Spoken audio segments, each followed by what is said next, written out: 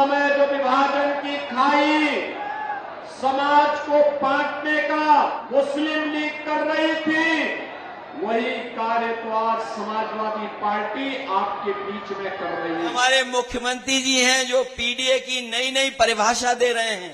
PDA की तो परिभाषा दे रहे हैं, लेकिन डीएपी का फुल फॉर्म नहीं जानते। उत्तर प्रदेश में 9 विधानसभा सीटों पर उपचुनाव हो रहा है। मतदान 20 नवंबर को होगा। इन 9 विधानसभा सीटों में से एक सीट है पश्चिमी यूपी के जाट लैंड का बड़ा गढ़ कहे जाने वाली खैर विधानसभा सीट।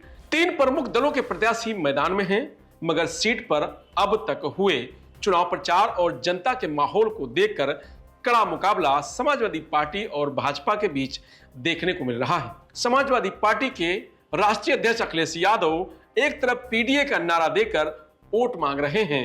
ये हमारे मुख्यमंत्री जी हैं जो पीडीए की नई नई परिभाषा दे रहे हैं। पीडीए की तो परिभाषा दे रहे हैं, लेकिन डीएपी का फुल फॉर्म नहीं जानते हैं। पीडीए की तो नई नई परिभाषा है उनके पास, लेकिन डीएपी की परिभाषा नहीं जानते हैं। मुझे याद है हरदोईगंज में बिजली का कारखाना जो बड़ा लगा हुआ है, ये किसी की देन है तो समाजवादियों की देन है। और समाजवादियों ने वो बिजली का कारखाना इसलिए लगवाया था जिससे कि बिजली बने, न केवल उत्पादन बढ़े, हमारे किसानों को बिजली ज्यादा मिले और ज्यादा बिजली के साथ साथ उन्हें सस्ती बिजली मिले। ये इंतजाम अगर किसी ने किया था तो समाजवादियों ने किया। कारखाना तो चल गया, लेकिन अभी भी किसानों की बिजली सस्ती नहीं हुई है। तो वहीं मुख्यमंत्री योगी आदित्यनाथ बटेंगे तो कटेंगे का नारा देकर एकजुटता से वोट का आह्वान किया है। ये खतरनाक मंसूबे अभी भी समाप्त नहीं हुए और इसीलिए मैं आया हूं। उस समय जो काम समाज को बांटने का, उस समय जो विभाजन की खाई समाज को बांटने का मुस्लिम लीग कर रही थी, वही कार्य तो आज समाजवादी पार्टी आपके बीच में कर रही है। अब देखना होगा कि क्या सपा का पीडीए फार्मूला लगातार 2 बार के भाजपा के कब्जे वाली इस सीट पर इस बार हावी होगा। लोकसभा चुनाव में भाजपा के खैर सीट के विधायक अनूप प्रधान के हाथरस संसदीय सीट से सांसद निर्वाचित होने के बाद यह सीट खाली हुई है। अलीगढ़ संसदीय सीट का हिस्सा खैर सीट पर इस लोकसभा चुनाव में बेशक भाजपा के सांसद नवनिर्वाचित हुए हैं, मगर ये सपा प्रत्याशी से चंद वोटों से हारे थे। इसके बाद जब उपचुनाव की तैयारी हुई तो सांसदीय चुनाव के परिणाम से भाजपा विचलित हो गई। इसी वजह से चुनाव की तैयारियां काफी पहले शुरू कर दी। हालांकि सांसद चुनाव में हार का कारण प्रत्याशी से जुड़ी नाराजगी माना गया। इस नाराजगी को दूर करने के लिए संगठन लग गया और खुद सीएम योगी ने एक दौरा खैर में किया। इसके बाद चुनाव घोषणा के बाद उन्होंने 2 रैली की।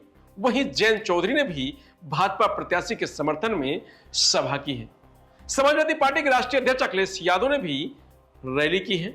मूल रूप से खेती किसानी पर निर्भर इस क्षेत्र को जाट लैंड के नाम से जाना जाता है। ऐतिहासिक या धार्मिक महत्व की बात करें तो टप्पल में हरियाणा बॉर्डर पर यमुना का किनारा और गोमती कस्बे में दाऊ जी के मंदिर के अलावा कोई विशेष स्थान यहां नहीं है। चौधरी चरण सिंह के प्रभुत्व वाली इस सीट पर उनके जीवित रहने तक और उनके बाद भी हमेशा जाट निर्णायक भूमिका में ही रहे हैं। खुद चरण सिंह की बेटी ज्ञानवती सिंह एक बार यहां से विधायक रही हैं। परंपरागत किसी परिवार का इस सीट पर कब्जा नहीं रहा। चौधरी चरण सिंह या उनके बाद उनके बेटे चौधरी अजीत सिंह समर्थित ही विधायक बने। मौजूदा दौर में 2017 में भाजपा ने राष्ट्रीय लोकदल से ही यह सीट छीनी थी। 2022 में फिर दूसरी बार जीत दर्ज की है। चुनाव मैदान में बसपा भी है, मगर उसके किसी दिग्गज नेता ने कोई रैली नहीं की। इस सीट पर होने वाले उपचुनाव में भाजपा, सपा, बसपा तीनों ही दलों के नेता और प्रत्याशी अपनी अपनी जीत तय बता रहे हैं। लेकिन आरएलडी गठबंधन व जाट बाहुल्य क्षेत्र होने पर भाजपा की स्थिति मजबूत दिखाई दे रही है। वहीं सपा का पीडीए दांव सफल होने और जाट मतदाताओं में बिखराव होने पर भाजपा सपा के बीच मुकाबले की स्थिति बनी हुई है। जनता स्थानीय विकास के मुद्दे पर मतदान की बात कह रही है। प्रत्याशियों की बात करें तो भाजपा आरएलडी गठबंधन से भाजपा के पूर्व सांसद किशन लाल दिलेर के पुत्र सुरेंद्र दिलेर मैदान में हैं। सपा पीडीए गठबंधन से जाट समाज से आने वाली पूर्व जिला पंचायत अध्यक्ष तेजवीर सिंह गुरु की अनुसूचित जात से आने वाली पुत्रवधू चारूकैन मैदान में हैं। चारूकैन ने पिछला चुनाव बसपा के बैनर तले लड़ा था, वह दूसरे स्थान पर रही थी। बसपा से डॉक्टर पहल सिंह चुनाव लड़ रहे हैं। अब देखना यह होगा कि 23 नवंबर को खैर की जनता किसको ताज पहनाती है।